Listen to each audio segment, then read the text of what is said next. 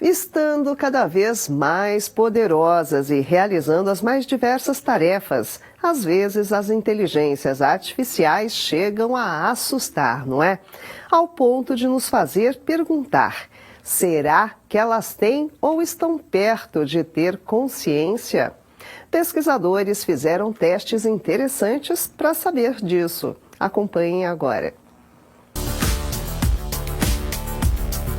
As inteligências artificiais têm a real capacidade de pensar, ou melhor, raciocinar como os humanos? Elas têm consciência?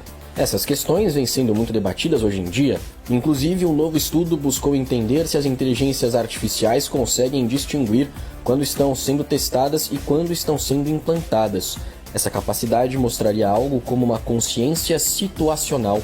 Os pesquisadores testaram grandes modelos de linguagem, como o GPT-3 da OpenAI, em um método batizado de raciocínio fora do contexto. A ideia era ver se as tecnologias conseguiam aplicar informações obtidas em sessões de treinamento anteriores para situações posteriores do teste. Então, foi possível observar que os modelos de linguagem cumpriram com o dever, respondendo aos testes como se tivessem consciência de que estavam sendo testados e mostrando capacidade de responder de outra forma caso estivessem sendo implementados efetivamente. Em olhardigital.com.br você encontra mais detalhes do estudo, comentários dos pesquisadores e um histórico sobre testes de raciocínio e consciência já aplicados nas inteligências artificiais. Acesse e confira! Para entender um pouquinho mais sobre esse assunto, vamos receber agora ao vivo o Álvaro Machado Dias, que é pós-doutor em neurociências e professor da Unifesp. Vamos lá, deixa eu colocá-lo aqui na nossa tela. Vamos lá. Olá, boa noite, professor doutor Álvaro. Bem-vindo novamente ao Olhar Digital News. Olá, Marisa, que satisfação estar aqui com você de novo. Muito obrigada, Álvaro. Vamos falar um pouquinho, doutor Álvaro, sobre uma pergunta um pouquinho mais conceitual. Teoricamente, né, seguindo a linha aí dessa reportagem, a inteligência artificial pode adquirir consciência? Não há um consenso sobre isso, mas na minha opinião, sim. Agora, olha lá, a gente tem que pensar que a consciência surgiu no mundo tal como as outras competências biológicas. Porque, afinal de contas, ela emerge do cérebro e de outros sistemas nervosos, por mais simples que sejam. Então, qual é essa função?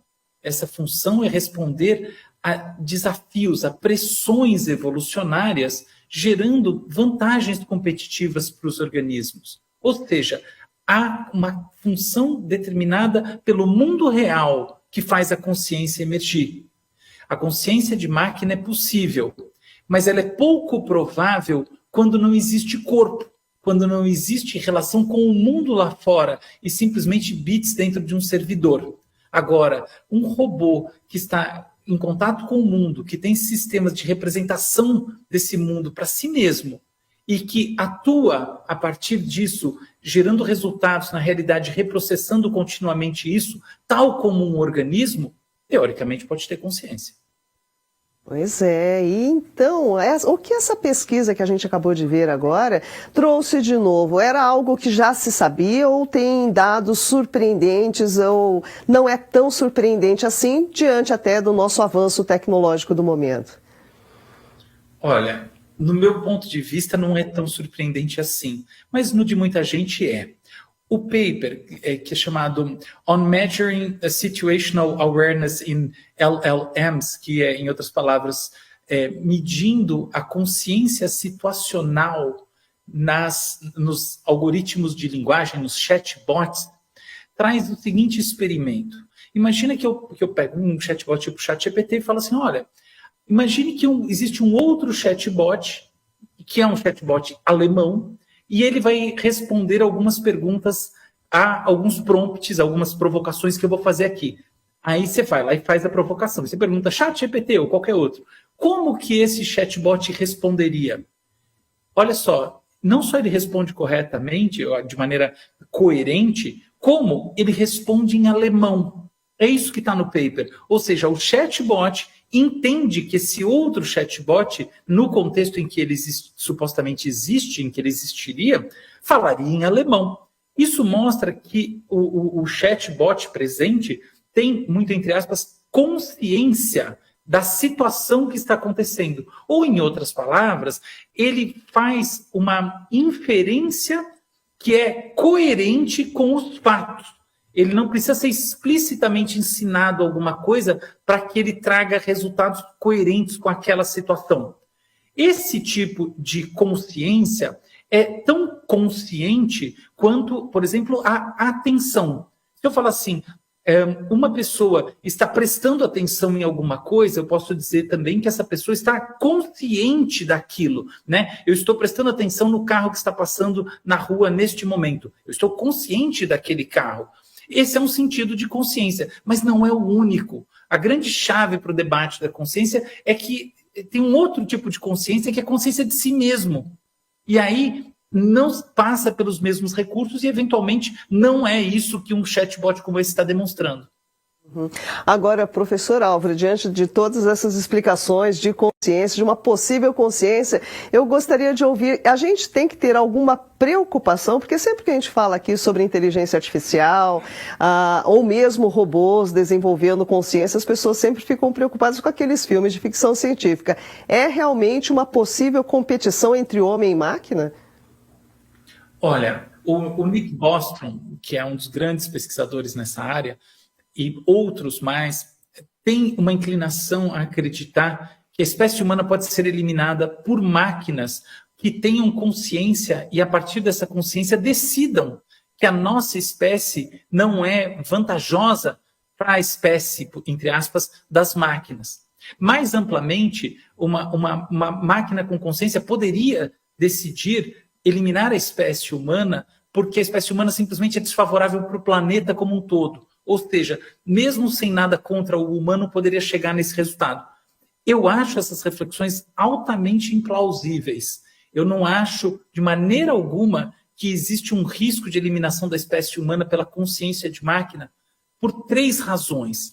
A principal delas é o seguinte: essas narrativas, elas sempre estão colocando a coisa como se fosse assim, um humano e uma máquina, ou um exército de máquinas. Mas, Marisa, a gente tem 8,8 bilhões de humanos. Como é que vai acontecer? Eu gosto de brincar assim, o robô vai querer acabar com a minha vida, mas eu vou passar com o meu carro em cima dele. O chatbot vai querer destruir o mundo, eu vou tirar o servidor da tomada. Você entende? Então eu acredito que tem uma certa ingenuidade nessa reflexão, que é desconsiderar a força do número, a força da sociedade, que não é a do indivíduo. Esse é o primeiro fator. Os 2 outros são muito mais simples. O próximo as coisas não são tudo ou nada.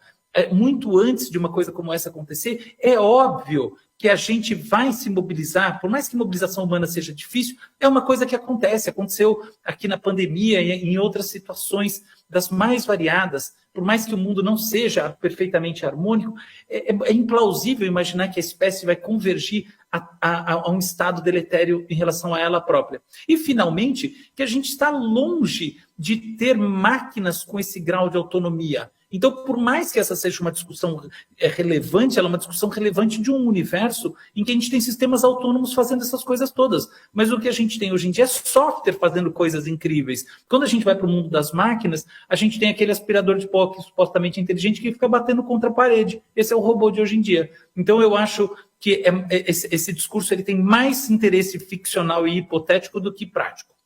Tá certo. Então podemos ficar tranquilos e só aproveitar o avanço da tecnologia a nosso favor, não é? Bom, com certeza. Conversamos com o professor Álvaro Machado Dias, que é pós-doutor em neurociências e professor da Unifesp, que está aqui com a gente. Agradeço mais uma vez, professor Álvaro, pela sua participação. Até uma próxima ocasião. Até uma próxima e obrigado por me receber mais uma vez. Boa noite. Boa noite. É isso aí, pessoal. Bom, podemos ficar tranquilos. Então, vamos ficar tranquilos e usar a inteligência artificial a nosso favor. Vamos lá.